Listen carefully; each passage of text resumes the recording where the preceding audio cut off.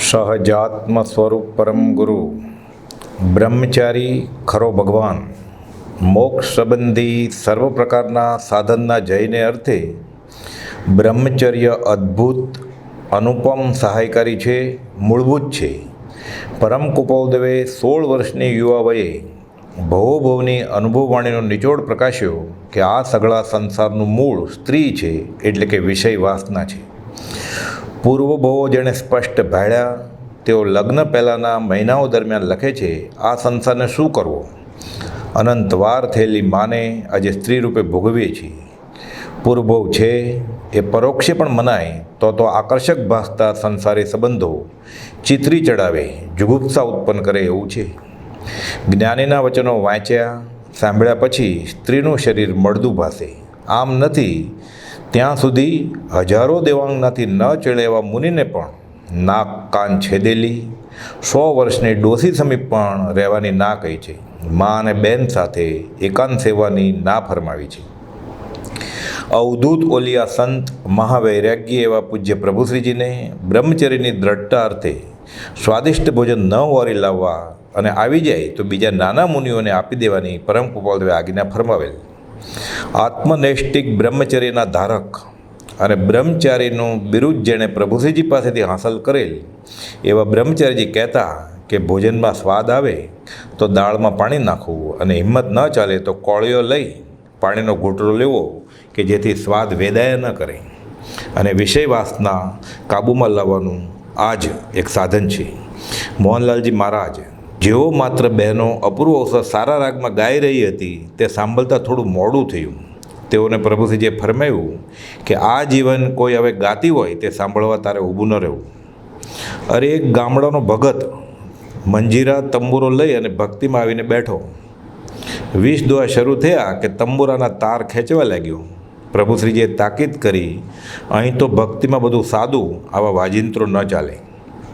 પરમ કૃપાળદેવે ગીત અને ગાયન તો વિલાપ તુલ્ય છે એમ કહ્યું છે. હવે ક્યાં ફરી ભેળસેળ કરવી?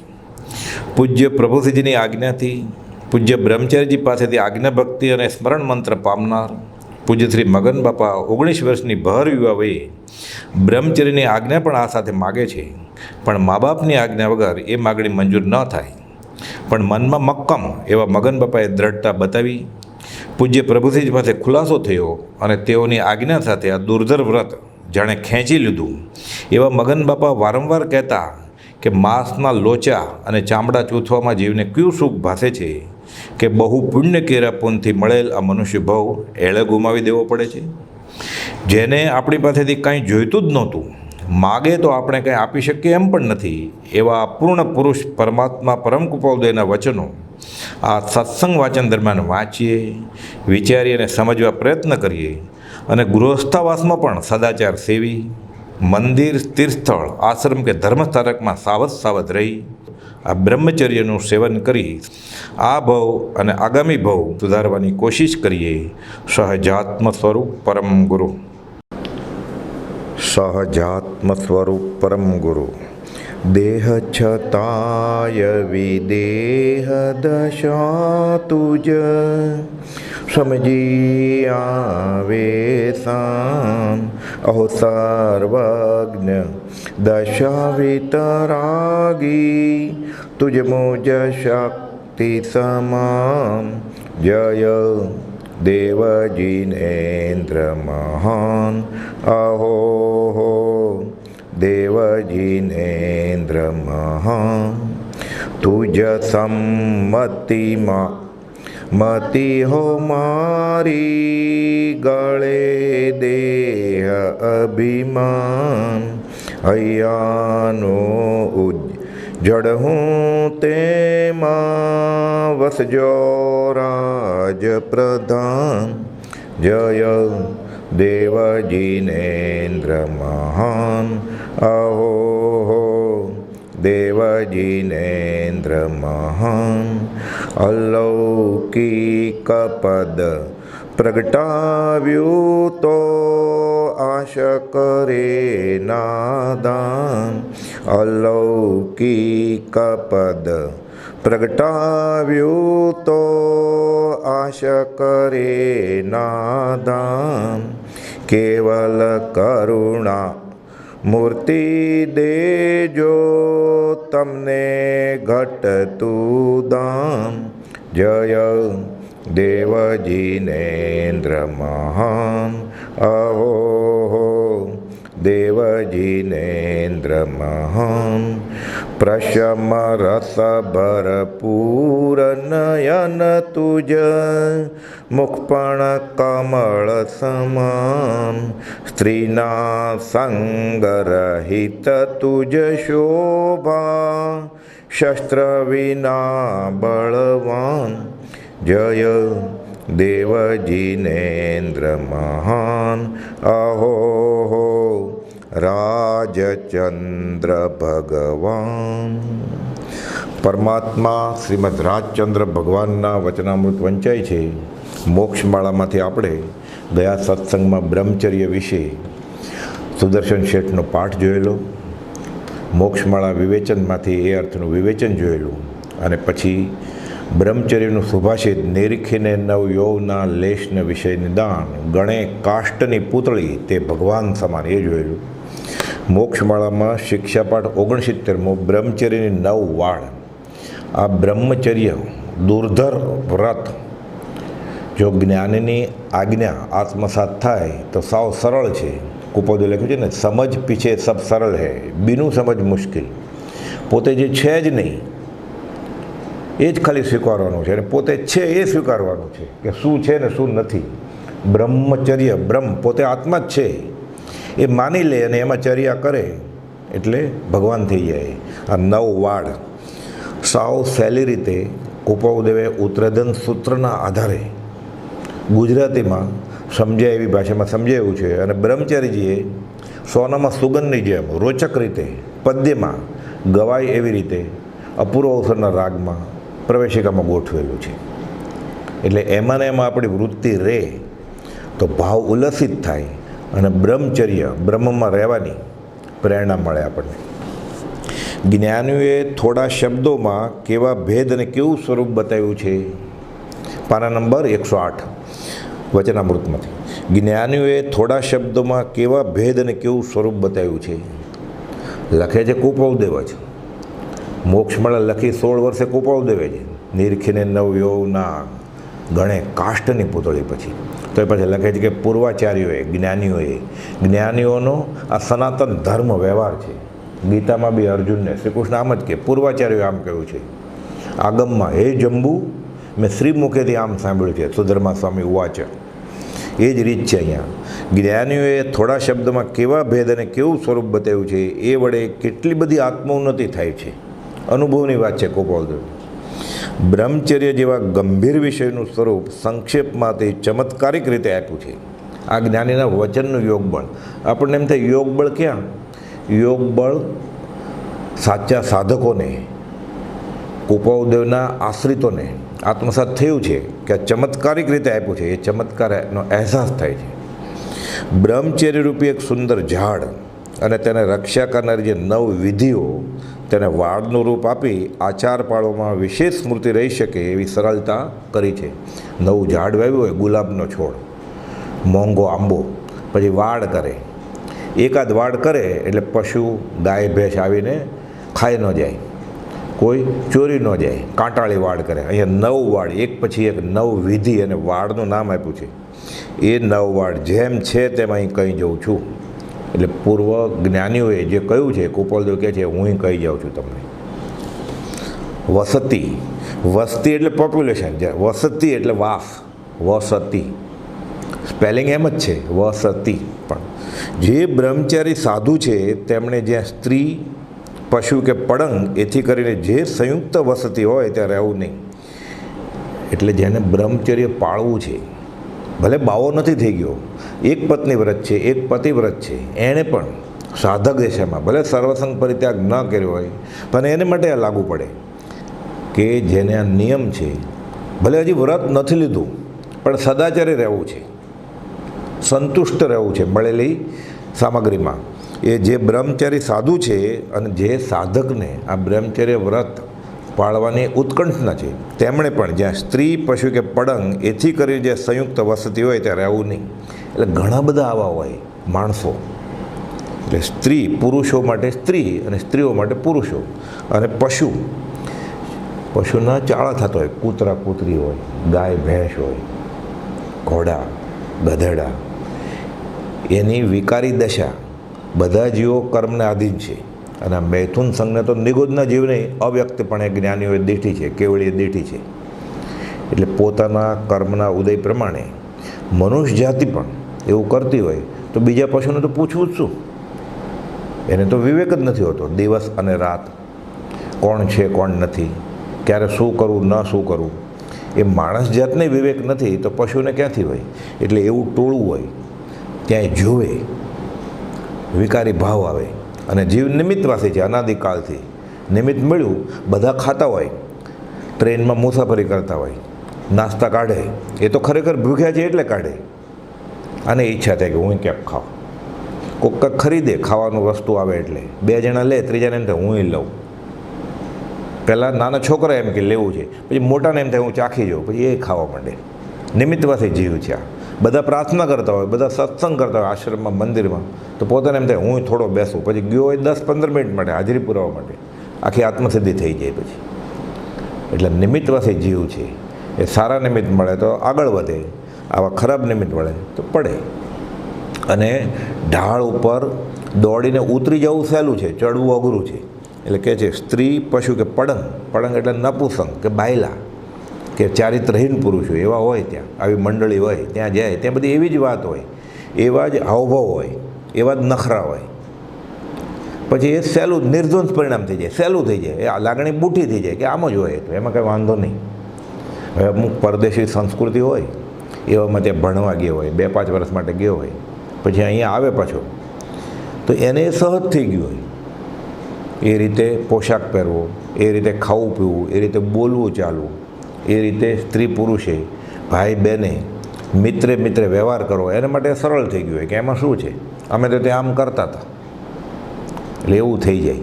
પછી મનમાં શરૂઆતમાં એને એવો વિકારી ભાવ ન હોય, પણ એની પર્સનાલિટી, એનું આખું માનસ એવું થઈ જાય કે એ પ્રમાણે જીવન પદ્ધતિ એ સહજ થઈ જાય એને માટે. એટલે લાગણી બૂઠી થઈ જાય, મહાત્મ્ય ન રહે. એટલે કહે છે કે સ્ત્રી, પશુ કે પડંગ એથી કરીને જે સંયુક્ત વસ્તી હોય, એટલે સ્ત્રી શા માટે કે આ પુરુષ માટે છે. આર્ય સંસ્કૃતિ પુરુષ પ્રધાન છે. એમાં સ્ત્રીઓ એમ વિચાર્યું કે જે ઘણા બધા પુરુષો, પશુ અને પડંગ એથી કરીને જે સંયુક્ત વસ્તી હોય ત્યાં રહેવું નહીં. એટલે પછી એને સાવ સરળ હોય. પછી ભોજનાલયમાં જમવાનું હોય, સાથે બેસે, પછી ભટકાઈને બેસે. ગરદી હોય તો, બુફેની લાઈન હોય તો સ્ત્રી પુરુષો સાથે ભટકાઈને ઊભા હોય. પછી સ્પર્શ થાય. આ જીવ સ્પર્શેન્દ્રિયનો તો યારી છે, અનંતકાળથી ગુલામ છે. સીધો કંઈ ઘર ન માંડે. આવી રીતે ધીરે ધીરે પરિચય વધે અને જીવ લસરી જાય. પછી મોટા તપસી ગયા લપસી તો સાધારણ મુમુક્ષુ, હજી કોપાદોએ લખ્યું છે મુમુક્ષુ દશામાં પણ જેનો પ્રવેશ નથી, એને તો સાવ સેલ દોડવું હતું અને ઢાળ મળી ગયું. બિલી દૂધ પીવું છે તો કે ક્યારની વાટ જોઉં હું તલસી રહી છું. એટલે સ્ત્રી, પશુ કે પડંગ એથી કરીને જે સંયુક્ત વસતી હોય ત્યાં રહેવું નહીં. સ્ત્રી 2 પ્રકારની છે, કેટલા ખુલાસા કરેલા છે. અને આ નિયમ પાળીએ, ભલે જંગલમાં ન વયા જાય એકાંતવાસમાં, તો એ કેટલું સરળ થઈ જાય નિયમ. અમુક નિયમ લઈ લીધા હોય, પછી એ જે રસ્તે જવું નહીં, એ રસ્તે નામ લેવાનું નહીં. સ્ત્રી 2 પ્રકારની છે, મનુષ્યણી અને દેવાંગના. એટલે સ્ત્રી છે મનુષ્યની બી હોય ને દેવાંગના એટલે દેવીઓ હોય, અપ્સરા. એ પ્રત્યેકના પાછળ 2 ભેદ છે. એક તો મૂળ એટલે જીવતી ચેતન, અને બીજી સ્ત્રીની મૂર્તિ કે ચિત્ર. સરખું જ નિમિત્ત તો સરખું જ છે. એ જીવતી સામે ઊભી હોય કે એનો ફોટો હોય કે એની પ્રતિમા હોય, વિકારી હોય. હવે સિનેમા થિયેટરમાં કે મોટા એવા મોલમાં એવા બધા ફોટા હોય, અને મંદિરમાં, આશ્રમમાં કે ઘરે એવા ભગવાનના ફોટા હોય કે ના એમાં કંઈ વાંધો નહીં. તો ઘરે ભગવાનના ફોટાને બદલે બધા એવા ફોટા રાખે તો, અને ઉઠીને દર્શન કરે તો સહેજે સમજે એવું છે કે મૂર્તિ અસર કરે જ ઉત્કૃષ્ટ નિમિત્ત છે. જીન પડીમાં જીન સારખી કુપાલનું ચિત્ર પણ જોઈએ આપણે. ખાલી 2 મિનિટ ઊભા રહીએ સામે, એ રીતે હાથ સીધા રાખીને, પગ સીધા રાખીને, આજુબાજુ જોયા વગર, તોય વૈરાગ આવે. એને એવા ચિત્ર હોય. કોકો તો લખ્યું છે ને, બંદૂક હાથમાં લે તો શુરાતન ચડે, અને ઢોલ વાજિંત્ર હાથમાં લે તો, મંજીરા લે તો વગાડવાનું મન થઈ જાય, નાચવાનું મન થઈ જાય, ખંજરી કમરે લગાડીને. બધા ગાતા હોય, આપણે હાથ ઊંચા થઈ જાય કે શું કહ્યું, વાહ હા. ન આવડતું હોય તોય સાથે ગાવા માંડે. એટલે કહે છે મનુષ્યની ને દેવાંગના એ પ્રત્યેકના પાછળ બે ભેદ છે. એક તો મૂળ અને બીજી સ્ત્રીની મૂર્તિ કે ચિત્ર. એ પ્રકારનો જે વાસ હોય ત્યાં બ્રહ્મચારી સાધુએ ન રહેવું. પશુ એટલે તિર્યંચણી, ગાય ભેંસ ઇત્યાદિ જે સ્થળે હોય તે સ્થળે ન રહેવું. અને પડંગ એટલે નપુસંગ, એનો વાસ હોય ત્યાં પણ ન રહેવું. એવા હાવભાવ કરતા હોય, એવા લટકા કરતા હોય, એવી વાતો કરતા હોય જે સાંભળે ધીરે ધીરે પછી એ પણ સરી જાય એમાં. એવા પ્રકારનો વાસ બ્રહ્મચર્યની હાનિ કરે છે. તેઓની કામચેષ્ટા, તેઓના હાવભાવ ઇત્યાદિ વિકારો મનને ભ્રષ્ટ કરે છે. શરૂઆતમાં મન વિકારી થાય, એ પ્રમાણે ક્રિયા કરે, પછી એવું બધું બોલે. બીજું કથા.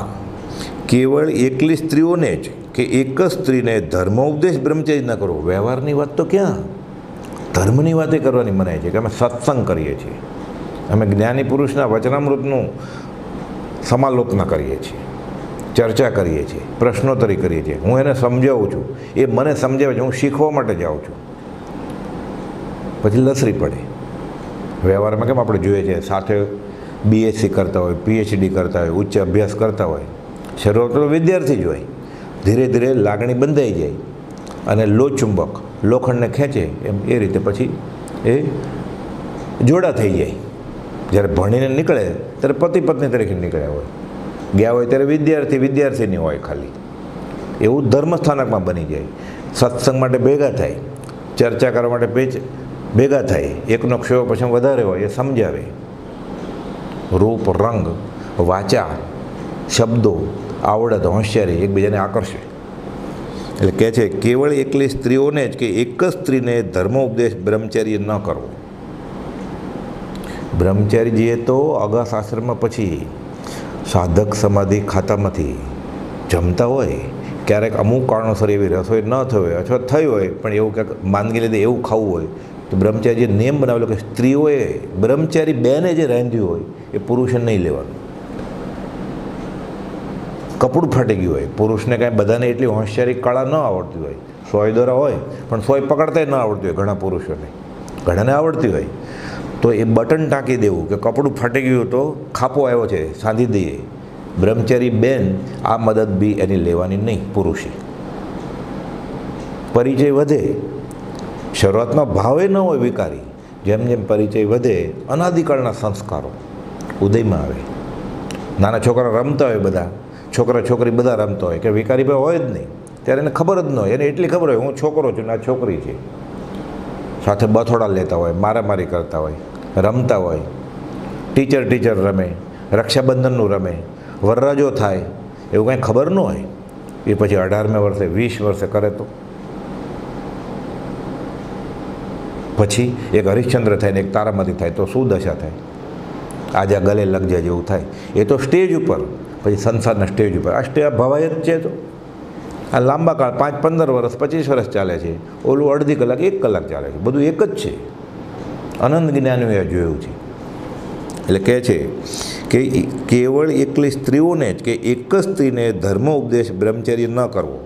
કથા એ મોહિની ઉત્પત્તિરૂપ છે. એવી કંઈક વિયોગની વાત આવે, અહીંના સુંદરીની વાત આવે, દમયંતીની વાત આવે, સીતા મંદોદરીની વાત આવે, હરિશ્ચંદ્ર તારામતીની વાત આવે, રુદનની. એમાં પછી લાગણીઓ નરમ થઈ જાય, કોમલ થઈ જાય. શરૂઆતમાં તો એક નવલકથા વાર્તા આનંદ આવે, આંખમાંથી આંસુ જોવા માંડે, એમ કરીને પછી એકબીજા પ્રત્યે અહોભાવ, આપણે કહીએ ને સોફ્ટ કોર્નર થઈ જાય. એ મોહિનીની ઉત્પત્તિરૂપ છે. સ્ત્રીના રૂપ સંબંધી ગ્રંથો, કામવિલાસ, રંગલા રંગરેની વાતો આજકાલ તો ઠેર ઠેર ટીવી, વિડીયો, રેડિયો, વોટ્સઅપ આ જ હોય બધું. એડવર્ટાઇઝ માટે, જાહેરાત માટે પણ આ જ હોય. મંદિરની વાત હોય ત્યાંય રંગ, રાગ, ગાન, તાન એ રીતે જ આકર્ષવાની વાત હોય. સ્વાદિષ્ટ ભોજન હોય, રોશની હોય, રંગબેરંગી વાત હોય. એટલે 5 ઇન્દ્રિયોને પોષે એવું હોય. ભક્તિના ગીતો હોય ભક્તમર, હોય આત્મસિદ્ધિ, સુમધુર રાગે ગવાતું હોય કર્ણપ્રિય. આમાં ન ગમવા જેવું શું છે? શરૂઆતમાં ગમે, પછી એનો મર્મ છૂટી જાય, ખાલી રાગ પકડાઈ જાય, રાગ ઉપર રાગ થાય. પછી રાગ ઉપર રાગ થાય ત્યાં સુધી વાંધો નહીં, હજી પડ્યો નથી તો, હજી લેપ્સ્યો નથી તો. પછી એ રાગીની કોણ કાઢે છે એના ઉપર રાગ થાય, એ રાગ કાઢવાવાળો ઉપર, એ સૂર કાઢવાવાળી ઉપર રાગ થાય. અને પછી તંબુરો બાજુમાં રહી જાય, સંસાર આવીને ઊભો રહી જાય. એટલે કહે છે કે સ્ત્રીના રૂપ સંબંધી ગ્રંથો, કામવિલાસ સંબંધી ગ્રંથો, કે જેથી ચિત્ત ચડે એવા પ્રકારની ગમે તે શૃંગાર સંબંધી કથા બ્રહ્મચર્ય ન કરવી.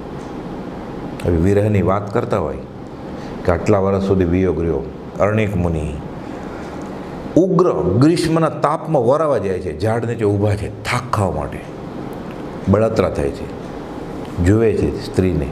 સ્ત્રી અને પતિના વિયોગમાંથી એને એવા ભાવ ખરાબ નહોતા, મુનિને ખરાબ નહોતા. નજર મળે, નિમિત્ત મળ્યું, ત્યારે શું બદલી જાય કેમ ખબર પડે? માથે સતત જાપતો હોય જ્ઞાની પુરુષને તો 24 કલાક એવું તો હોય જ નહીં. એવા પૂર્ણ કોના? કુપલ સત્સંગ પરમ ચોથા કાળમાં દુર્લભ છે, તો પાંચમા કાળમાં ક્યાંથી મળે? એટલે આપણે તો એવા કાળમાં છીએ કે મંદિર, આશ્રમ, તીર્થસ્થળ, ઉપાશ્રય, જાત્રાના સ્થળ, ત્યાં પણ સાવધ રહેવું જોઈએ.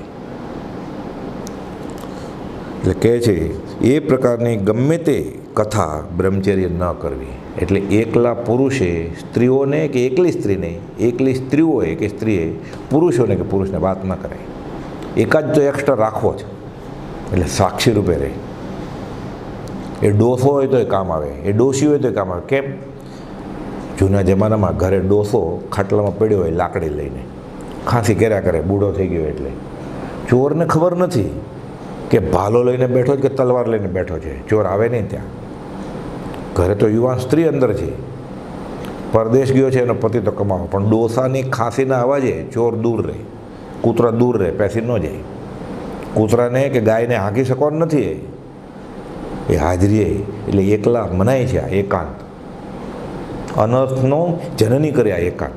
એ ક્ષાયિક સંકિતના ધણી હોય અથવા તો પૂર્ણ જ્ઞાની જાણતો ભગવાન મહાવીર, એ શાલીભદ્રને કે હા જાઓ એકલા. ધનાને કે બધાને છૂટ નથી. પ્રભુશ્રીજી એકલા વિહાર કરતા હતા. કોપાદુના દેહ વેલે બાદ અંબલભાઈ લાંબો પત્ર લખ્યો છે, સત્સંગ સંજીવનીમાં છે. પ્રભુશ્રી તો અવધૂત ઓલિયાસન જંગલમાં કે હવે હું એકાંતમાં રહીશ, આત્માના અનુસંધાનમાં. અંબલભાઈ પ્રશ્ન કરે છે કેટલા દિવસ રહેશે આ તમને?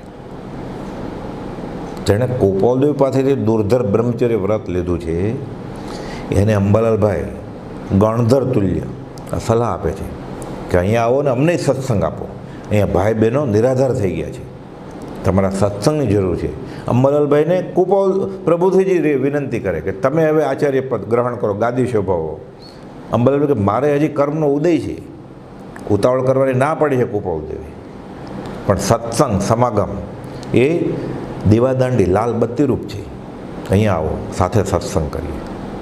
અંબાલાલભાઈ ત્યાં જાય છે, કરમાળાએ જાય છે, પાછા પ્રભુશ્રીજી પાછા આવી જાય છે અને પછી મૃત્યુ મહોત્સવ ઉજવે છે. આ વાત સાંભળીએ બધી તો આપણે જીવન પદ્ધતિ અધ્યાત્મમાં કઈ રીતે કરવી આગળ એનો ખ્યાલ આવે. કામવિલાસ સંબંધી ગ્રંથો કે જેથી ચિત્ત ચડે એવા પ્રકારની ગમે તે શૃંગાર સંબંધી કથા બ્રહ્મચર્ય ન કરવી. ત્રીજું, આસન. સ્ત્રીઓની સાથે એક આસને ન બેસવું. આપણે કાંઈ ભેદભાવ નથી.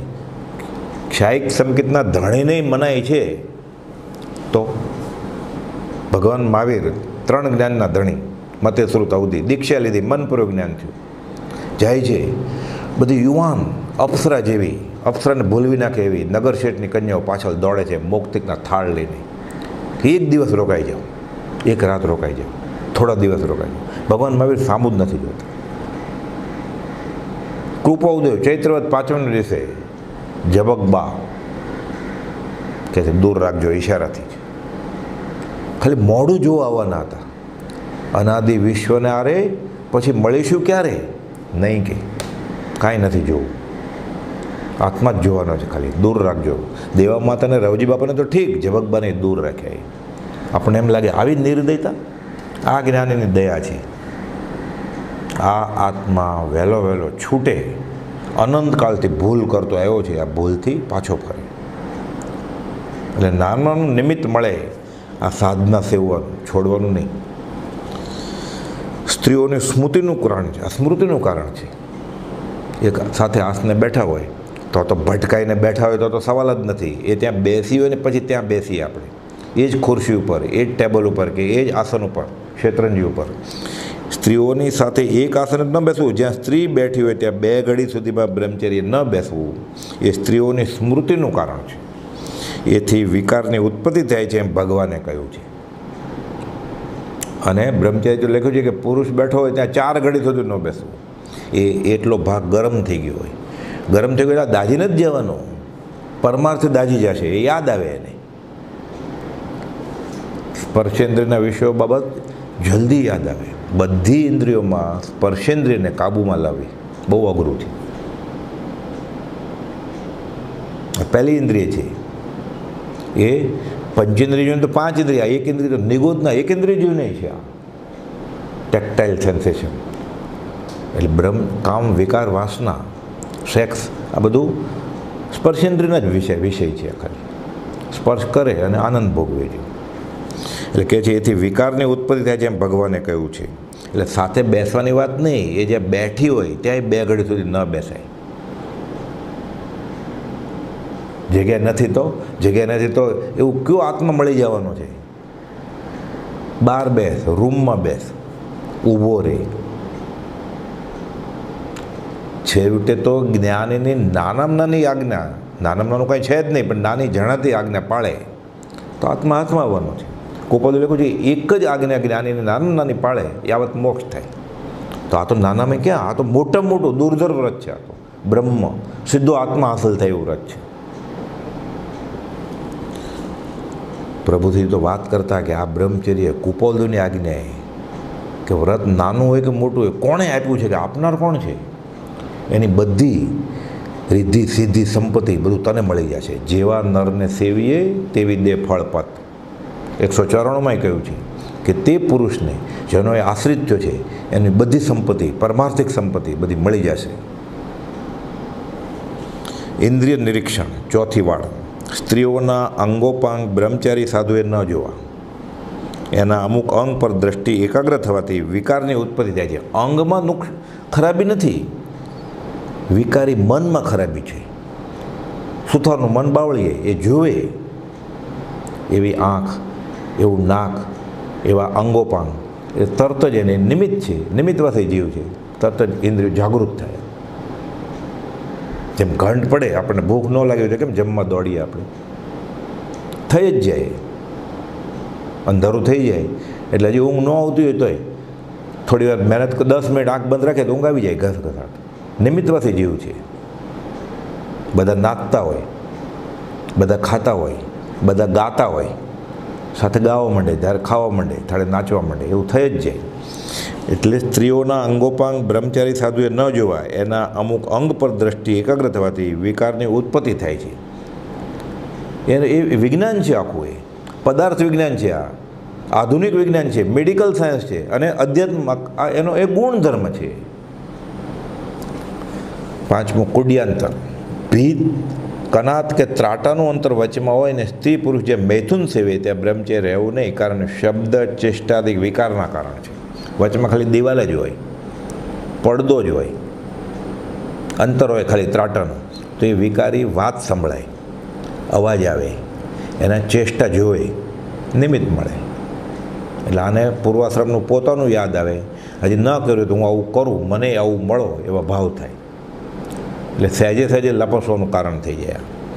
એટલે સાધુને તો આવી જગ્યાએ ઉતરવાની જ મનાય છે, સાધુ સાધ્વીને તો. 6. પૂર્વ ક્રીડા.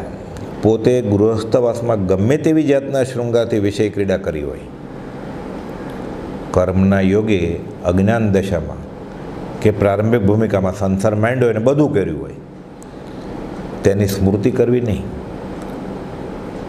તેમ કરવાથી બ્રહ્મચર્યનો ભંગ થાય છે. આ તો લોકો યાદ આવે એટલે ઉજવે છે. હમણાં આ બ્રહ્મચર્ય 9 વાળનું પદ લેશું એમાં આવશે.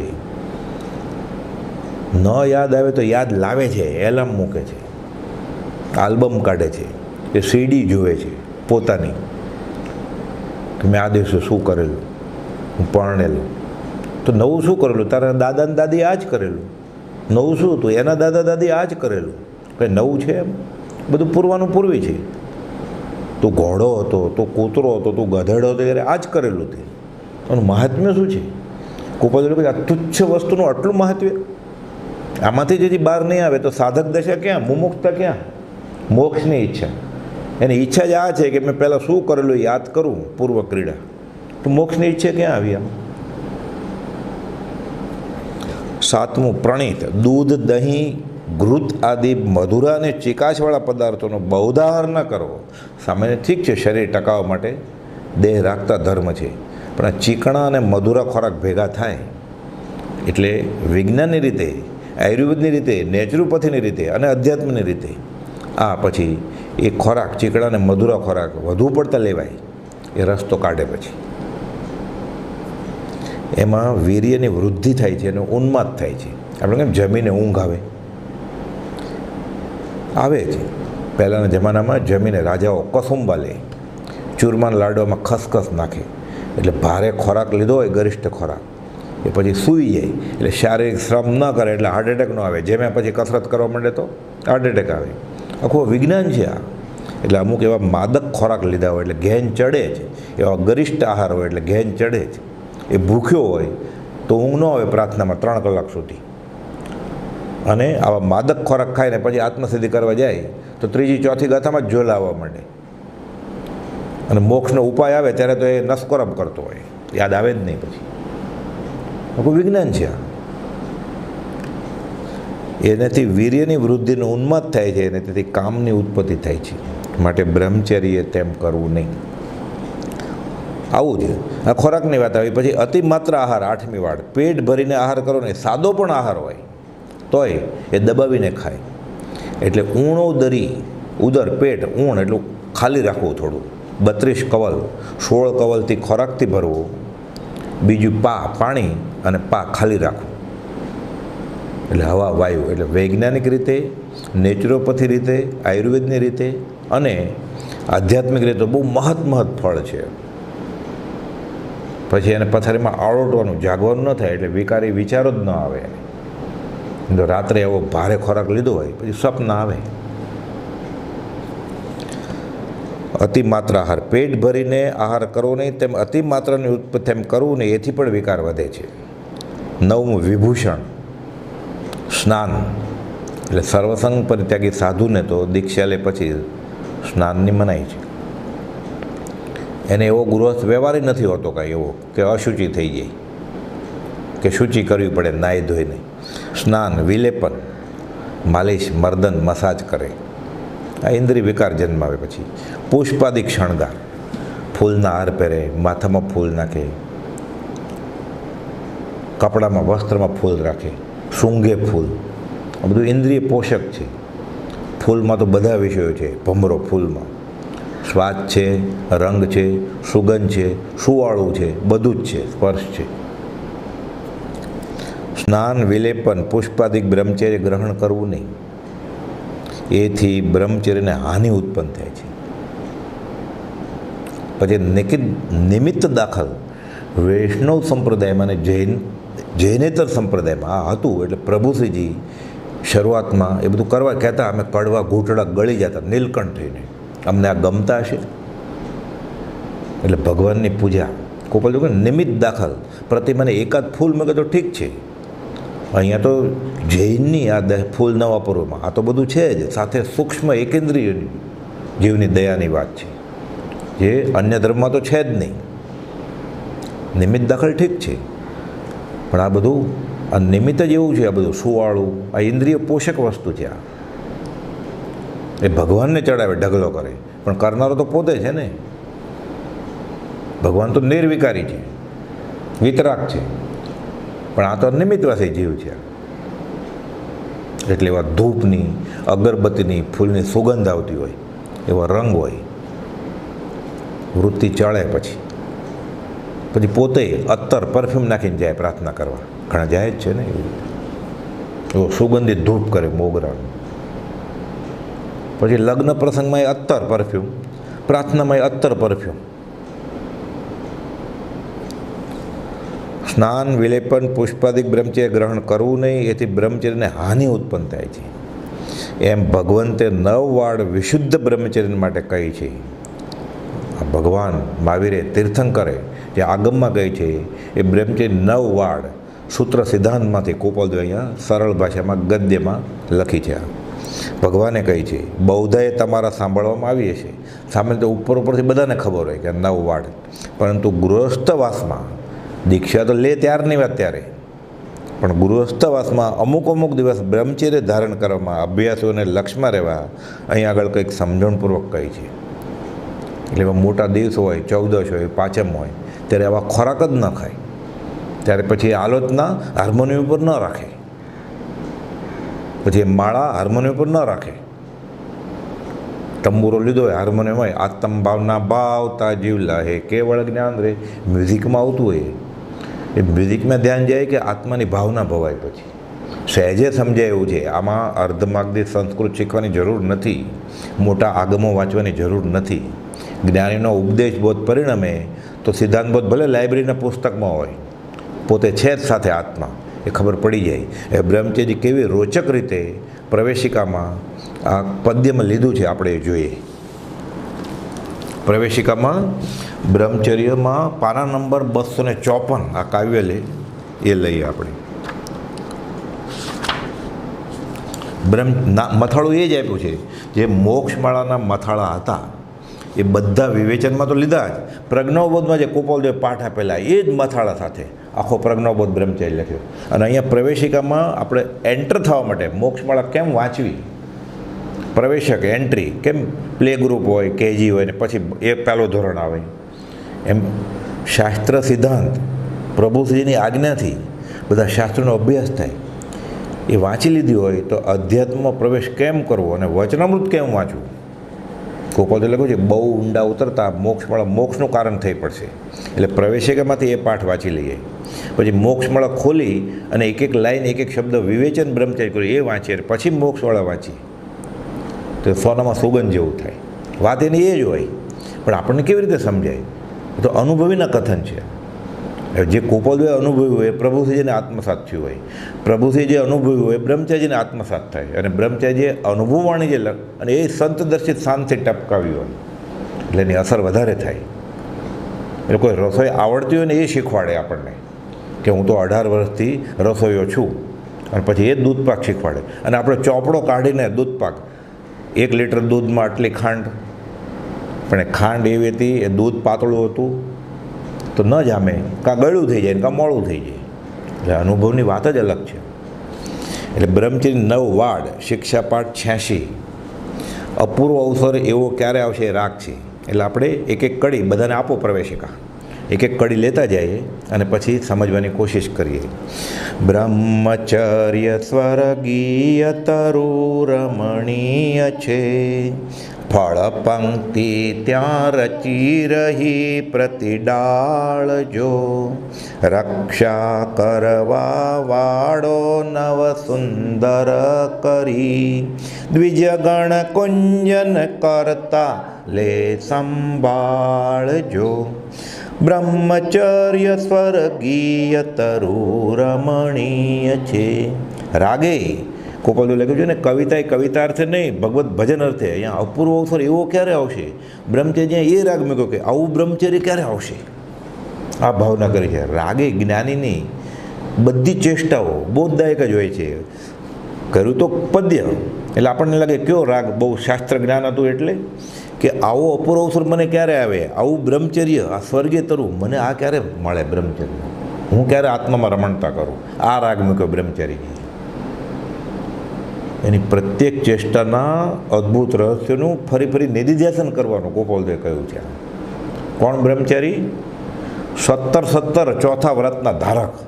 એમાં ઘણા બધાને તો પ્રભુશ્રી જે બ્રહ્મચારી વ્રત આપેલું હોય, એની સામે આ 2 છોકરાના બાપ ગોવિંદદાસ કાલિદાસ પટેલને બ્રહ્મચારી નામ પડ્યું કે આ નૈષ્ટિક બ્રહ્મચારી, વાળ્યો વળે જેમ એમ, અને ધર્મની સોંપણી કરું છું. કેવો 11 વર્ષ તો સાથે રહ્યા, એને પહેલાં પ્રભુશ્રીજીએ જાહેરમાં કહેલું, જેની આણે જેમના મૈયા માર્ગ દે એવો બાળ બ્રહ્મચારી કનૈયા મૂકી જશું અમે.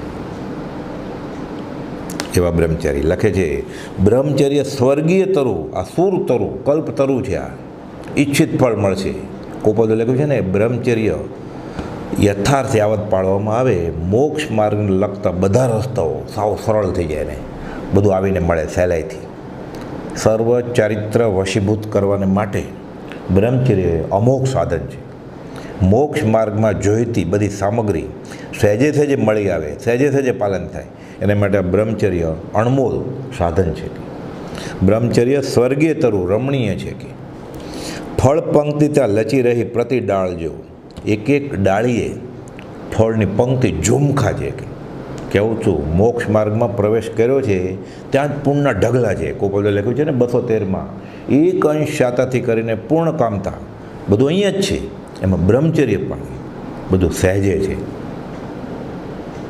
જે યોગીઓએ યુગો યુગ સાધન નથી મળ્યું એ આ બ્રહ્મચર્ય, એમાં કોપાઉદયના વચનને આધારે જેમણે પાળેલું છે, અનુભવથી પ્રકાશ્યું છે, પ્રભુશ્રીજીને બ્રહ્મચારીજી નામ જ બ્રહ્મચારી છે. તો એ પાળે એટલે કહે છે, ફળ પંક્તિ ઝુમખા ફળ ના ઉગે કે પ્રતિ ડાળ જો. રક્ષા કરવા નવ વાડો નવ સુંદર કરી. નવ વાડ દ્વિજગણ કુંજન કરતા લે સંભાળજો. અહીંયા દ્વિઅર્થી છે. દ્વિજ એટલે 2 વાર જન્મે, પક્ષી 2 વાર જન્મે, ઈંડું અને પછી એમાંથી બચ્ચું સેવે એટલે દ્વિજ. એ કિલબિલાટ કરે આ ઝાડ ઉપર હોય એટલે દ્વિજગણ કુંજન કરે છે. દ્વિજ એટલે બ્રાહ્મણ. જનોય હોય ને, જનોયનો પ્રસંગ એટલે પછી એમ દ્વિજ પ્રોગ્રામ છે એમ. એટલે બ્રાહ્મણનો છોકરો પછી 8-12 વર્ષ થાય એ મામાને ખભે ચડીને પછી જનોય નાખે ત્યારે દ્વિજ. દ્વિજ એટલે બ્રાહ્મણ 2 વાર જન્મ્યો.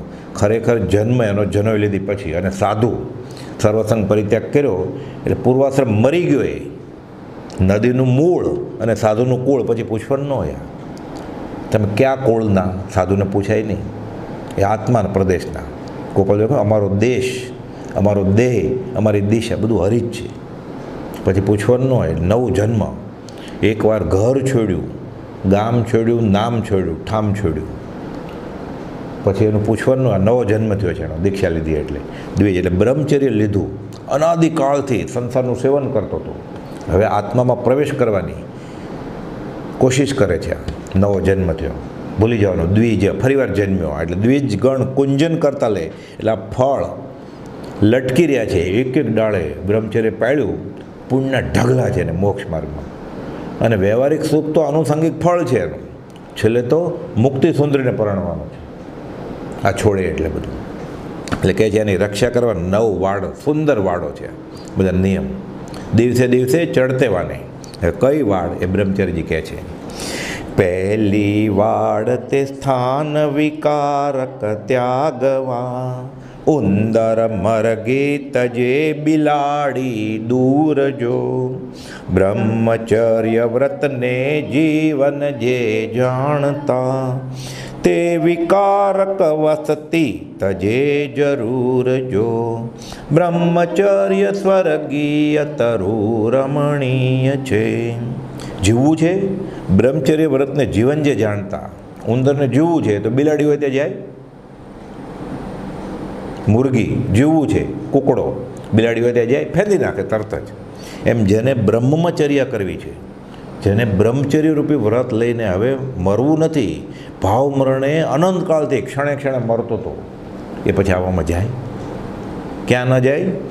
પહેલી વાડ તે સ્થાન વિકારક ત્યાગવા, ઉંદર મરગી તજે બિલાડી તરું જો. જે નિમિત્તો બ્રહ્મચર્ય વ્રતને હાનિ કરે, નાચ, ગાન, ગાયન, એવા વિકારી ચેષ્ટાઓ, એવો ખાનપાન હોય કે જ્યાં બ્રહ્મચર્યને હાનિ પહોંચે, જ્ઞાનીઓએ ના પાડી છે ત્યાંથી દૂર રહે. કદાચ જવાય તરત જ પાછો વળી જાય. ભૂલ્યા ત્યાંથી ફેરગણ પ્રભુશ્રીજી કહે. નહોતું સમજણ ત્યાંથી બરાબર આ જ્ઞાનીના વચનથી ગદ્યમાં, પદ્યમાં, વાર્તા રૂપે, કથા રૂપે આ બધું કહ્યું. બધી વાત કરી અર્ણિક મુનિની, નંદીશેણ મુનિની, આર્દ્રકુમારની નિમિત્તથી લપસ્યા. જૈનેતરમાં દાખલા છે બધા. વિશ્વામિત્ર આમાંથી દાખલા લઈ અને આ બધી વિકારક વસ્તી પહેલી વાડ મજબૂત રાખવાની. એટલે એ રસ્તેથી આ ઝાડના ફળ લૂંટી ન નાખે પક્ષીઓ, આ બધા વિકારો. पहली वाड़ तजी। बीजी वाड़, बीजी वाड़े कथा विकारी ना कहे, मर्यादानो लोप करे एकांत जो, विकार पोषक शास्त्र नहीं वाचे कहे, श्रृंगार कथा छे अपथ्य ए सिद्धांत जो, ब्रह्मचर्य स्वर्गीय तरु रमणीय छे। बीजी वाड़े विकारी कथा વાત ન કરે।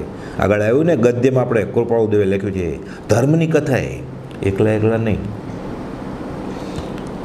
બીજી વાળે કથા વિકારી ના કહે, મર્યાદાનો લોપ કરે એકાંત। એકાંત થયું છે એટલે મર્યાદાનો ભંગ થાય જ, કેમ કે ત્યાં ઇનિબિશન નથી, કોઈ રોકનારો નથી, કોઈ ટોકનારો નથી, કોઈ ડર નથી, લોકલજ્જાય નથી, એટલે જીવ છૂટ લઈ જ લે, લપસી જ જાય। વિકાર પોષક શાસ્ત્ર નહીં વાંચે કહે, એવા કામ વિકાર ઉત્પન્ન થાય એવા ફોટા હોય, એવી વાર્તા હોય, એવી કથા હોય, એમાં એકલા અથવા એકલો પુરુષ સ્ત્રીને કે એકલી સ્ત્રી પુરુષને કરે ધર્મના નામે, પણ એમાં કથાઓમાં તો ઘણી બધી વાર્તા એવી છે વિરહ ઉપજાવે। ચક્રવર્તીના વૈભવની વાત સાંભળીએ આપણે, એના ખોરાકની વાત સાંભળીએ, મોઢામાં પાણી આવે આપણને। એમ હેમચંદ્રાચાર્ય મહારાજના 63 લાખ પુરુષની ઘણી બધી કથાઓ વાંચીએ આપણે। એ તો કવિત્વ શક્તિ હોય, એને તો ઉપદેશ બોધ તરફે લખી હોય, એ તો ઉપાશ્રયમાં ધર્મ સ્થાનકમાં ત્યાં બ્રહ્મચારી સાધુએ સમજાવે તો પરિણમે, નહીં તો એમાંથી ન પકડવાનું પકડાઈ જાય। અને એ પ્રમાણે પછી એવા પોશાક પહેરીને, એવા ખોરાક ખાઈને, એવા નાચગાન કરીને પછી એને ધર્મનો ભાગ સમજે। એટલે શ્રી કૃષ્ણની લીલા ગોપી સાથે રમે એટલે દાંડિયા રસ શીખી જાય, અને પછી એ ક્ષાયિક સંકેતના ધણિયાતા ભૂલી જાય તો શું થાય? પછી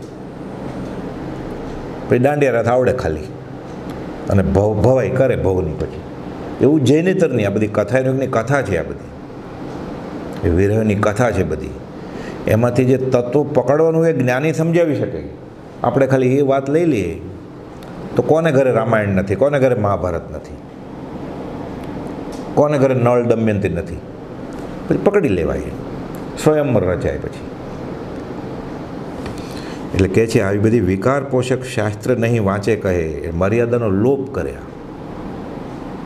એટલે બ્રહ્મચારીજીએ પ્રભુશ્રીજી તો કહેતા કે પર્યુષણ જેવા મોટા દિવસો હોય, જ્યાં રાજા રાણીની વાત આવતી હોય, એ વાત બધાને મજા આવે, નવલકથા જેવું લાગે, એટલે બેઠો હોય બોધ લેવા માટે કે મોટા દિવસોમાં જ્યાં રાજા રાણીની વાતો ચાલતી હોય ને સાધુ સાધુઓ કહેતા હોય, ભલે તમને સમય નથી તો અહીંયા નથી આવ્યા તમે, નિમિત્ત આદિન જીવ છે, ગૃહસ્થ વ્યવહારમાં એવી આફત આવીને ઊભી રહી જાય કે આશ્રમમાં ન જઈ શકે મોટા દિવસોમાં, તો કે અહીંયા ભલે નહીં આવતા પણ ઘરે વચનામૃતમાં કે 20 દુહા એમને એમ કે માળા કર્યા કરજો।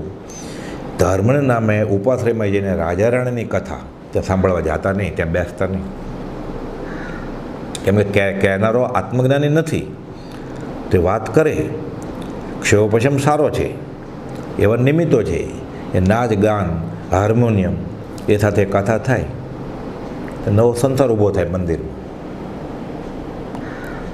ગયા હોય મળવા, બેસાડી દે દળવા માટે। પછી કબીર કહે છે આ ગયો તો હરિભજન કો ઓટન લ્યો કપાસ, એ કામે લાગી જાય પછી સંસાર માટે।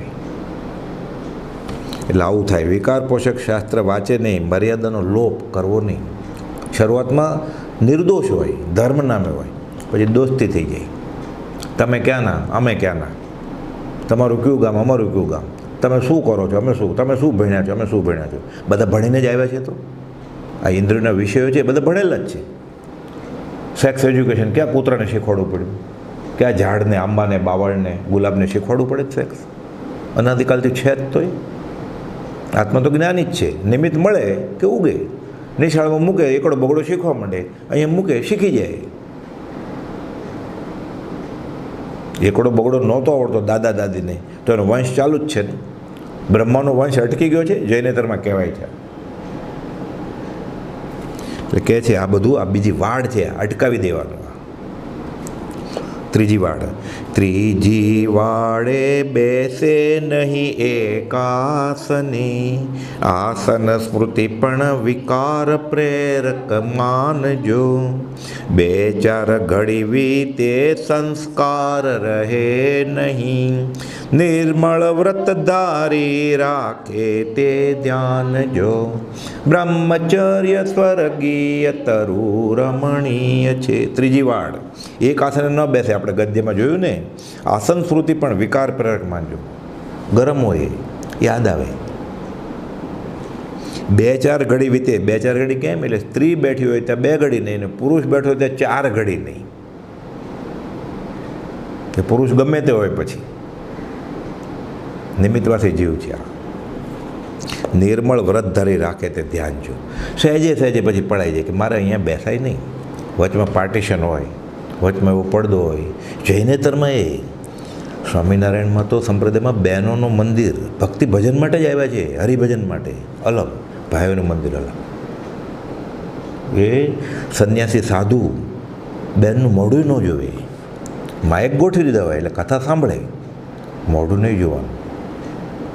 બહુ ઊંચું આચરણ છે. આપણે તો નિર્મળ ગુણમણી રોહણ ભુદ્રા, મુનિજન માનસ હંસ જિનેશ્વર, બધા ગુણ ગોતવાના છે. આ મોતી જેવા ગુણ પકડી પકડીને માનસરોવરનો હંસલો થવાનો છે. બગલો નહીં, ગમે તેવું પકડી લે માથું હોય.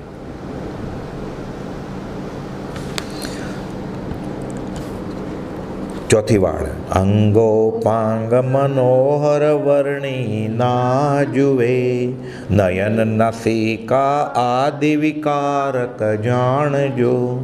ચોથી વાડ, ચતુર જનને ચેતાવતી, વ્રત રક્ષાર્થે જ્ઞાની વચન પ્રમાણ જો, બ્રહ્મચર્ય સ્વર્ગીય તરુ રમણીય છે. મને ક્યારે મળે આવું અપૂર્વ અવસર? એવો ક્યારે આવે? અંગોપાંગ મનોહર વર્ણી ના જોવે, નયન નાસિકા આદિ, એ શરીરની રચના જ એ પ્રમાણે છે કે વિકૃતિ થાય. વિયાયેલી કૂતરી કે વિયાયેલી ગાય ઊભી હોય અને કૂકડો અને સિંહ કેશવાળીવાળો ઊભો હોય, ફરક ન પડે? નિમિત્તવાસી જીવ છે આ. એવી રીતે સ્ત્રી પુરુષ નિમિત્તવાસી જીવ છે આ. એટલે કહે છે નયન નાસિકા આદિ વિકારક છે. એ દ્રષ્ટિ પડે એટલે વિકાર જન્મે જ. કોપાદો લખ્યું છે ભાર નથી. સામાન્ય 591માં મોટા મોટા સાધકોને, જ્ઞાનીઓને શરૂઆતની ભૂમિકામાં અઘરું પડ્યું છે, તો તારો ભાર નથી કે તું રોકી શક. ચોથી વાડ, ચતુર્જનને ચેતાવતી, ચેતાવે છે. શું ચેતાવે છે? કુપાલદેવે લખ્યું છે ઉપદેશ છાયામાં 688માં પાનામાં, ભાર નથી કે તારો.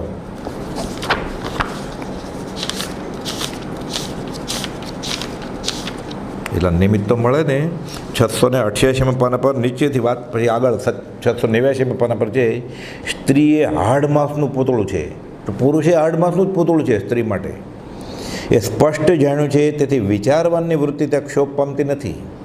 ઉચ્ચ કોટીના સાધક જ્ઞાની તો પણ સાધુને એવી આજ્ઞા કરી છે કે હજારો દેવાંગનાથી ન ચડી શકે તેવા મુનિએ, હજારો અપ્સરા આવે, બધી 17 વર્ષની જ લાગે, નવયુવાન,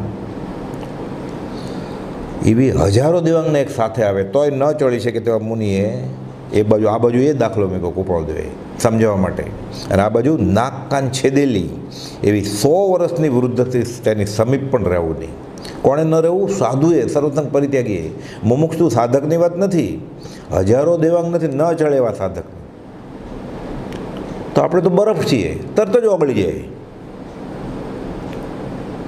નિમિત્ત થોડુંક મળ્યું, 0 ડિગ્રીથી થોડુંક વધ્યું એટલે બરફ ઓગળી જાય, તરત જ પાણી થઈ જાય. ઘી છે થીજેલું, તડકા મૂકો તો ઓગળી જાય, અગ્નિની જરૂર જ નથી. કે છે તેની સમીપ પણ રહેવું નહીં, કારણ કે વૃત્તિને શોક પમાડે જ એવું જ્ઞાનીએ જાણ્યું છે. સાધુને તેટલું જ્ઞાન નથી કે તેનાથી ન જ ચડી શકે, એમ ધારી તેની સમીપ રહેવાની આજ્ઞા કરી હતી. એટલે મોટા જ્ઞાનીઓએ, પૂર્ણ જ્ઞાનીઓને, આવા જ્ઞાનીઓને ના પડી છે. એ વચન ઉપર જ્ઞાનીએ પોતે વિશેષ ભાર મૂક્યો છે. એટલા માટે જો વૃત્તિઓ પદાર્થમાં ક્ષોભ પામે તો તરત જ ખેંચી લઈ તેવી બાહ્ય વૃત્તિઓ ક્ષય કરવી. પ્રભુજી જેવા મોહનલાલજી મહારાજ, અપૂર્વ અવસર એવો ક્યારેક અગાથ આશ્રમમાં ગવાતું હતું. બહેનો બધી બ્રહ્મચારી બહેનો ગાતી હતી. આ બાજુ વાંચન શરૂ થઈ ગયું પ્રભુજીનું. મોહનલાલજી મહારાજ મોડા આવ્યા. કેમ મોડું આવ્યું? તો કે બહેનો અપૂર્વ અવસર ગાતી હતી. રૂમમાં કોઈક સારા રાગે હું સાંભળવા ઊભો હતો. રાગ સાંભળવા ઊભા હતા કે અપૂર્વ સ્વરો ક્યારે આવશે એ સાંભળવા ઊભા હતા. અને કોણ ગાતી હતી? બહેનો ગાતી હતી. રાગ ઉપર રાગ કરવો છે. હવે આખી જિંદગી જવાનું નહીં ત્યારે કોઈ બહેનો ગાતી હોય ત્યારે ઊભું ન રહેવું. સર્વસંગ પરિત્યાગી બાળ બ્રહ્મચારી સાધુને આવું કીધું છે. મોટા જ્ઞાની હોય જેને પ્રભુશ્રીજીનો આશરો હતો. કોણ પ્રભુશ્રીજી? જેને બ્રહ્મચર્ય વ્રતની દ્રઢતા કુપોલદોએ કરાવેલી એવા. તો આપણી તો શું હેસિયત? આપણે આમાં ક્યાં પ્રવેશ જ આવે? આપણને હજી આપણે પ્રવેશ જ નથી લીધો આ સ્કૂલમાં, અધ્યાત્મની સ્કૂલમાં. કુપોલદોએ લખ્યું હજી મુમુક્ષતામાં પણ જેનો પ્રવેશ નથી એને કેટલું સાવધ રહેવું જોઈએ. પ્રસંગે ક્ષણે ક્ષણે એને કેટલું સાવધ રહેવું જોઈએ કે મને બાદ નહીં થાય. મને શું નહીં બાદ થાય? મોટા મોટા મુનિઓ હજારો દેવાંગનાથી ન ચડે એટલા મુનિઓ ચડી જાય તો જ્ઞાન સમકિત વમી નાખે. અહીંયા તો હજી મુમુક્ષતાના જ ઠેકાણા નથી, સમકિતે વમાઈ જાય એવા દશા છે. તો એટલે કહે છે આ ન ચાલે. પાંચમી વાડ પાંચમી છુપાઈને ના સાંભળે, રતિ પ્રસંગ કે પ્રેમ કલહના નાદ જો, વિરહ રુદન કે કામોદીપન પ્રાર્થના, વ્રતિજન મનને પ્રેરે કામ પ્રમાદ જો, બ્રહ્મચર્ય સ્વર્ગીય તરુ રમણીય છે. પાંચમી વાડે છુપાઈને ના સાંભળે, રતિ પ્રસંગ કે પ્રેમ કલહના. ઘણીવાર વિરહની વાતો હોય ને એ હૈયું કોમળ બનાવી દે અને સામેવાળો થાક્યો હોય કે થાક્યું હોય, કોઈ આશરો નથી તારો, હું આશરો તારો. મારે આ એટલે ગોપાલજી લખ્યું છે પોતાની એવી સમસ્યા ગમે તે કહેવી પણ નહીં, સામેવાળો મદદ કરવાના નામે પછી એક્સપ્લોઇટ કરે, એમાંથી ગેરલાભ લે કે હું મદદ કરું. અને આ થાક્યો હોય, થાકી હોય, હા કે હા આપો મદદ. એટલે કહે છે રતિ પ્રસંગ કે વિરહ રુદન આ બધું આ નિમિત્ત છે. જીવ તરત જ ચડી જાય. જીવ દરવાજા ખુલ્લા જ છે બધા. છઠ્ઠી વાડે પૂર્વરતી સ્મૃતિ ના કરે, ઝેર ચડે ગત વિષય ક્રીડા કરે યાદ જો, કરી કલ્પના પાપ કર્મ બાંધે અરે, ધર્મ ધ્યાન જીવ ચૂકે એ અવિવાદ જો, બ્રહ્મચર્ય સ્વર્ગીય તરુ રમણીય છે. છઠ્ઠી વાડે આ તો એક એક સાધકને, એક એક મુમુક્ષને આજના કાળમાં તો ખાસ આ જરૂર છે. આ છઠ્ઠી વાડે પૂર્વરતિ સ્મૃતિ ના કરે. પહેલાં મેં આવા ભોગવેલા એ યાદ નથી કરવાનું. રાચી માચીને 35મો 37મો 49મો લગ્ન દિવસ ઉજવે છે. આ યાદ નથી કરવાનું. હું શ્રીમદ રાજચંદ્રના માર્ગનું મુમુક્ષુ છું, હું બ્રહ્મચારી એવા બ્રહ્મચારીનું વાંચું છું, હું પ્રભુશ્રીજીનું વાંચું છું, હું વિતરાક શાસન નહીં પ્રસાદી લેવા ગયો છું. આ શોભે કહે છે ઝેર ચડે ગત વિષય ક્રીડા કરે યાદ જો. આ તો ઉત્તરાયણનું સૂત્ર ભગવાન જીનેશ્વરની વાણી છે. આ એ કુપોલે કે આ મૂળ માર્ગ છે. ઝેર ચડશે કે એ લગ્નની યાદ કરીને તિથિ ફરીવાર તિથિ ઉજવે. વિધુર થઈ ગયો, વિધવા થઈ ગઈ છે, હજી પાછા એ દિવસો યાદ કરે, આલ્બમ ફેરવે. એટલે આર્તધ્યાનનું જ કારણ થાય. જીવે છે બે જણા પૂર્વ પુણ્ય હિસાબે, તો પાછા યાદ કરે છે કે અમે આ દિવસે આપઘાત કરેલો પણ બચી ગયા. આ યાદ કરાય. એ જ રીતે પછી વોટ્સઅપની ડીપી રાખ્યા. કેવી ડીપી હોય? ખભે ખભા મૂક્યા હોય. વાત કરતા મગન બાપા કે ખભા ઉપર હાથ રાખ્યો હોય ડોસાએ ડોસી ઉપર, અને એ લગ્નનો પોશાક પહેરીને એવા ફોટા મૂક્યા હોય. એ કોણ લઈ જવાનો છે ને? તારા સિવાય એને સાચવે કોણ? તારા જેવો બીજો કોણ મૂર્ખ મળે આ 14 રાજલોકમાં કે એને સાચવે? તું મૂર્ખો કે ફસાણો? ઓલો બીજો ફસાણો જ છે, બીજે એ છોડીને આવવાનો છે. પકડી રાખે, ખભે હાથ દે, કમરે હાથ દે, જાણે અંતપુરમાં બેઠા હોય એમ. નિમિત્તવાસી જીવ છે અને આવું ડીપી રાખી. આવી રીતે હાથ મિલાવીને મંદિરમાં, તીર્થસ્થળમાં, તીર્થયાત્રાના સ્થળમાં જાત્રાએ ચડતા હોય, ઉતરતા હોય, ભક્તિ ભજન કરતા હોય, સભા મંડપમાં હોય, સભા મંડપ છૂટ્યા પછી મળ્યા હોય, ઘણા દિવસે મળ્યા, ભેટી લે, હાથ મેળાવી લે. અને મળેલો જ છે તો અનાદિકાલથી. આ જીવ ક્યાં એકલો ક્યારે થયો જ છે? અસંગ ઘેટા બકરા ટોળામાં જ ફરે છે અને કીડીઓ હારે જ ફરે છે. ક્યારે એકલો હતો? અસંગ થયો છે જ ક્યાં અનાદિકાળથી? અસંગ થઈ ગયો તો આવત જ નહીં સંઘમાં. ગોપાલ ને સંઘના યોગે જીવ ભૂલ્યો છે. આ યાદ કરે છે. છઠ્ઠી વાડે પૂર્વ રતિ સ્મૃતિ ના કરે. લોકો ફંક્શન રાખે મોટા 4 ફૂટના ટીવીમાં, પછી સીડી મૂકે કે આ દિવસે મેં આમ કરેલું. તો નવું શું કરેલું? તારા દાદાના દાદાએ જે કરેલું એના કરતાં નવું શું કરેલું? એટલે કહે છે પૂર્વ ઝેર ચડશે. આ નવે વાડ બ્રહ્મચર્યની કરી છિદ્ર નહીં, ગાબડા પડશે. પછી કરી કલ્પના પાપ કર્મ બાંધે. ખાલી કલ્પના જ છે. હવે એ 40 વર્ષ પહેલાં લગ્ન કરેલા, અત્યારે ફરીવાર પરણાવે તોય શું થવાનું છે? શંકરાચાર્ય કહે છે વય ગઈ પછી વિષય શું? ઇન્દ્રિયોના વિષય બળી ગયા. હવે શું? દેખાતું નથી, સંભળાતું નથી. હવે શું? અને ફરીવાર પરણાવે 92 વર્ષે તોય શું? કહે છે કરી કલ્પના પાપ કર્મ બાંધે. અરે ધર્મ ધ્યાન જીવ ચૂકે અવિભાજ્યો. બેઠા બેઠા જીવ 7મી નરકના કર્મ બાંધી લે છે. અનંત કાળ રખડો છે. આ તો વીજળી છે. વીજળી કરતાં ખતરનાક છે. વીજળીને તો સ્પર્શ થાય, આ ટેક્ટાઇલ સેન્સેશન, આ સ્પર્શેન્દ્રિય, વીજળીને અડે, પ્લગમાં આંગળી નાખો તો કરંટ લાગે. આ ખાલી વિચાર આવે તોય કરંટ લાગે. આ કેવી વીજળી છે? આ વીજળીની વીજળી છે. આ ખાલી વિચારો તોય કરંટ લાગે. પૂર્વ સ્મૃતિ ઝેર ચડે ગત વિષય ક્રિયા કરે. યાદ છે. હજી એ ફોટા ફેરવવા છે, હજી એ આલ્બમ જોવા છે, હજી એ સીડી જોવી છે, એ ફોટા હજી મૂકવા છે. રોજ સવારે ઉઠ્યો, ફોન ખોલ્યો કે એને દર્શન થાય, પોતાનું રોજ યાદ આવે. આત્મા યાદ કરવાનો છે કે આ યાદ કરવાનો છે? એટલે ખરેખર કુપોલદોનો મુમુક્ષુ છે કે નહીં, એ વિતરાગ માર્ગનો મુસાફર છે કે નહીં, એ વોટ્સઅપની ડીપી જોવો ને ખબર પડી જાય. પોતે પોતાને આ થર્મોમીટર બેરોમીટર છે, તાવ માપ્યા કરો, કઈ દિશાએ પહોંચે છે. કોઈને પૂછવાની જરૂર નથી મારામાં સાધક દશા આવી હશે કે નહીં, હું મુમુક્ષુ હશ કે નહીં, હું સત્સંગ કરું છું, હું ભક્તિ કરું છું, મને અસર થઈ છે કે નહીં.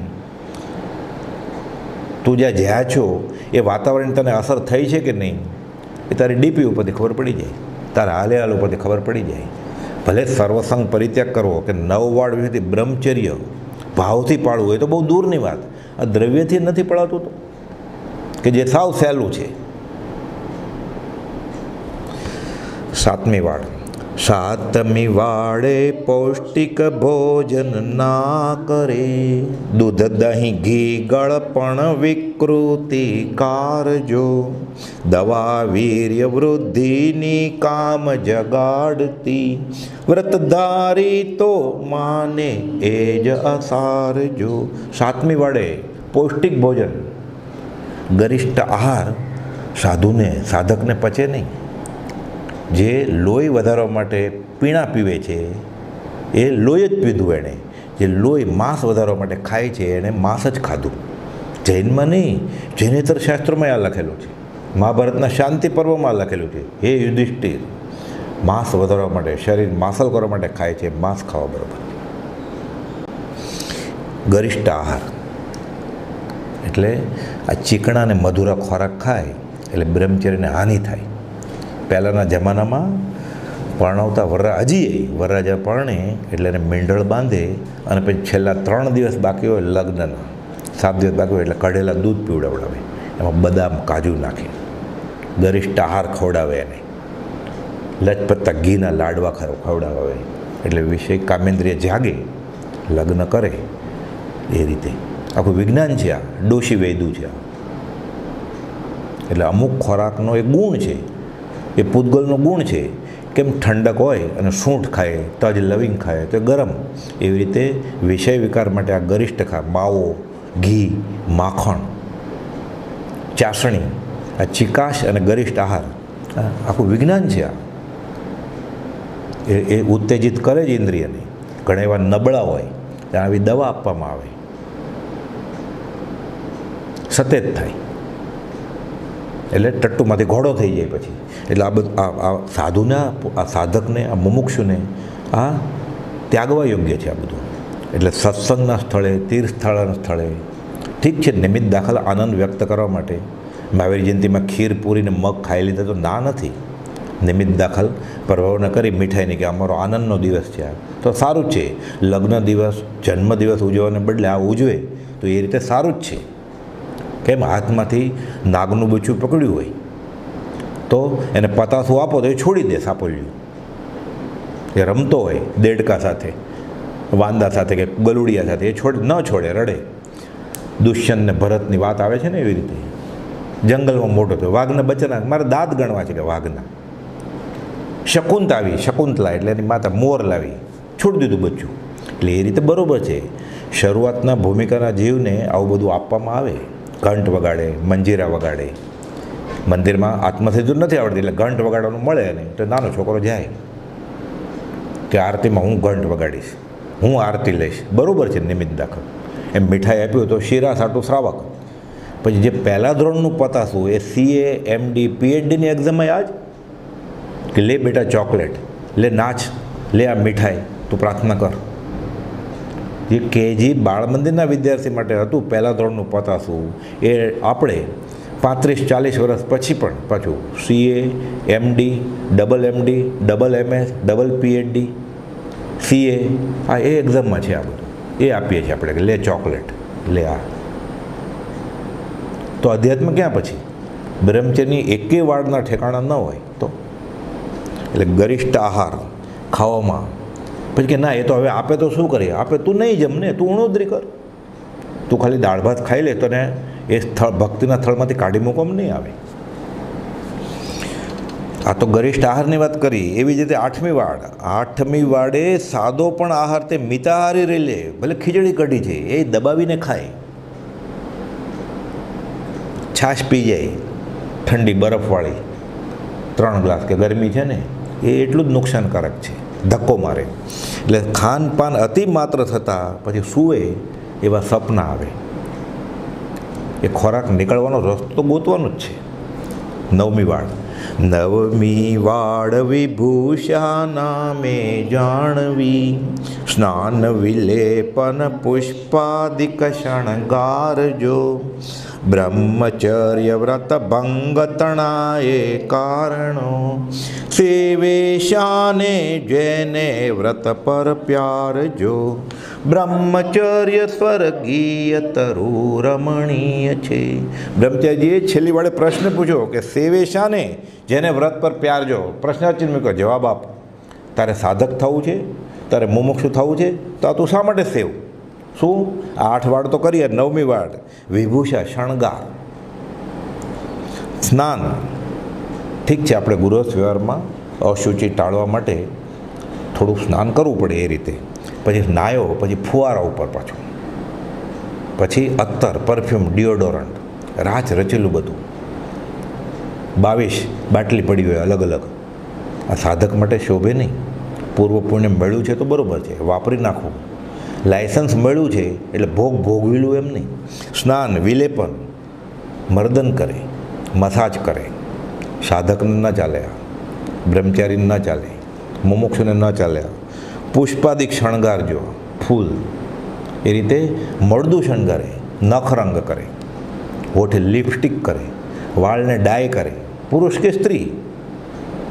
આફ્ટર શેવ વાપરે, લોશન વાપરે, મેકઅપ કરે એટલે હું રૂપાળો દેખાવ, મારો ફોટો વિડીયો સારો ઉતરે.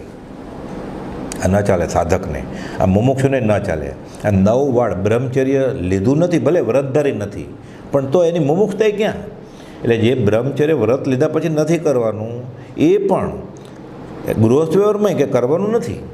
સભાશોભમાં તો વસ્ત્ર પહેરવા પડે. હવે ધંધે ગયો હોય ત્યાં કાવસગના કપડાં પહેરીને હાથમાં રજોરણ લઈને ન જવાય. ગોપાલદેવ ઝવેરી બજારની પેઢીએ ત્યાં ડગલો પહેરવો જ પડે, ફેટો પહેરવો જ પડે. આ સભાશોભમાં તું વર્તન કહેવાય. ત્યાં ઉત્તર સંડા જે ધોત્યું એક અને આમ નાખે ને એક આમ નાખે એમ ન પહેરાય, એ બરાબર છે. પણ બ્રહ્મચર્યનું પાલન ગૃહસ્થ વ્યવહારમાં પણ આ 9 વાળ સામાન્ય નિયમો નાખી દે તો પાળવી સાવ સહેલી છે. એટલે હવે એ 60 વર્ષ થયા હોય, 65 વર્ષ થયા હોય, હાલવાની શક્તિ નથી, હાથમાં લાકડી આવી ગઈ છે. ગોપાલદેવ કવિતા લખી ને હાથમાં, શંકરાચાર્ય લખ્યું છે, અંગમ ગલિતમ પલિતમ મુંડમ. વાળ બધા સફેદ થઈ ગયા છે, દાંતની આવલી વહી ગઈ છે, લંગડા તો હાલે છે, 3 પગ, હાથમાં લાકડી છે. હવે એને જુવાન દેખાવું હોય, એને વાળ રંગે તો દૂરથી તો ખબર ન પડે, પણ ગોઠણ કેવી રીતે રંગે ડામર લગાડીને? લાકડી તો લેવી નહીં તો હાલી જ ન શકે. એટલે આ પોતે વિચારવાનું છે કે હું વિતરાગ માર્ગનો આરાધક છું, હું કૃપાવલ્લીના માર્ગનો આરાધક છું. એટલે ઠેર ઠેર કૃપાવલ્લીએ 3-4 જગ્યાએ પાઠ લખ્યા. હજી આપણે આવતા સત્સંગમાં જોઈશું, વચનામૃતમાં ઠેર ઠેર લખ્યું. બ્રહ્મચર્યજીએ વિવેચન તો કર્યું આ બધા પાઠનું, પ્રવેશિકામાં પાછા પાઠ લખ્યા. આ પદ્ય લખ્યું આખું 9 વાળનું. કૃપાવલ્લીએ ગદ્દીમાં સમજાવેલું જ, પાછું સામાન્ય જીવને કે આવો દિવસ ક્યારે આવે, આવો દિવસ ક્યારે આવે, આ ભાવના ભાવતું અપૂર્વના રાગમાં લખ્યું. આ કે સ્નાન, વિલેપન, પુષ્પાદિક શણગાર જોવું, એને આવું બધું અત્તર, પરફ્યુમ, સુગંધી પદાર્થો, માલિશ, મર્દન, આ ડાય, હેર ડાય, મેકઅપ, લિપસ્ટિક, નેઇલ પોલિશ આ ન ચાલે. એમાંય અધ્યાત્મના સ્થળ, જ્યાં અધ્યાત્મ સાધવા માટે ગયો છે, મંદિરમાં, આશ્રમમાં, તીર્થ સ્થળમાં, જાત્રાના સ્થળમાં, પોષદ લેવા એવી જગ્યાએ છે, ત્યાં દેરાસર ઉપાશ્રયમાં, ત્યાં શોભે. કદાચ ના છૂટકે એવો શણગાર ન કરે તોય ચાલે, કોઈ કુંવારા નથી રહી જતા, પણ માનો કે એવો ચેટક રાજા જેવો નિયમ નથી લીધો તો પોતાના સંતાનના લગ્ન હોય ત્યારે એ પહેરે એવા ઘરચોળા કે થોડો એવો શણગાર કરે તો અંશે માફી મળે. ધર્મસ્થાનકમાં કેવી રીતે માફી મળે? જે ગાબડા જ પાડે છે, પોતે ગાબડા પાડે છે 9 વાળમાં, બીજાને ગાબડા પાડવાનું નિમિત્ત બને છે, પોતે તર્ક હોય, ક્ષોપશમ હોય, સાધન સંબંધ સુખી હોય, બોલતા આવડતું હોય, સામેવાળાને સમજાવે. સામેવાળો તો બિચારો વેકેશન ગાળવા આવેલો ત્યાં કે મોટા દિવસો છે, જે 2 શબ્દ કાને પડ્યા એ આ શીખીને આવે, કાને પડે આ શબ્દો, આ જોઈને આવે. એટલે પોતે બગડે, બીજાને બગાડે. એક કેરી બગડે કરંડિયામાં, બીજી બધી સડાવે. એટલે કરવું, કરડવું, અનુમોદવું. પોતે જો એ કરે તો બીજાએ કરે. એમાં જે ઊંચા આસને બેઠા છે એને તો ખાસ ધ્યાનમાં રાખવાનું છે કે એને જોઈને બધા કરે. મોદી દાઢી રાખે, બધા દાઢી રાખે. નહેરુ બંડી, નહેરુ ગાંધી ટોપી, જીના કેપ, પછી એવું ચાલે. એટલે કરવું, કરાવડાવવું, અનુમોદવું વિતરાગ શાસનમાં સરખું જ પુણ્ય અને સરખું જ પાપ છે. વણાક નટોનો દાખલો છે, સમાધિ મરણ થઈ ગયું. એટલે આ બધા બ્રહ્મચર્યની 9 વાળો ધ્યાનમાં લઈને હવે મંદિરમાં ગયો જ છે છોડવા માટે. ભલે રાતોરાત કંઈ બાવો નથી થઈ જવાનો, પણ જાગે ત્યાંથી સવાલ. કૃપાવલ્લીએ લખ્યું છે, જે વસ્તુ ખબર પડી કે આ સાચું જ છે, આજે કાલે લાખ વર્ષ પછી કે પહેલાં કર્યા સિવાય છૂટકો જ નથી, તો આજથી જ શા માટે નહીં? જે કામ કાલે કરવાનું છે આજથી શા માટે નહીં? શુભસ્ય શીઘ્રમ. હવે બાકીનું જે છે બ્રહ્મચર્ય લખતું આપણે જ્ઞાનીના વચનને આધારે અવસર લેશું. સહજાત્મ સ્વરૂપ પરમ ગુરુ.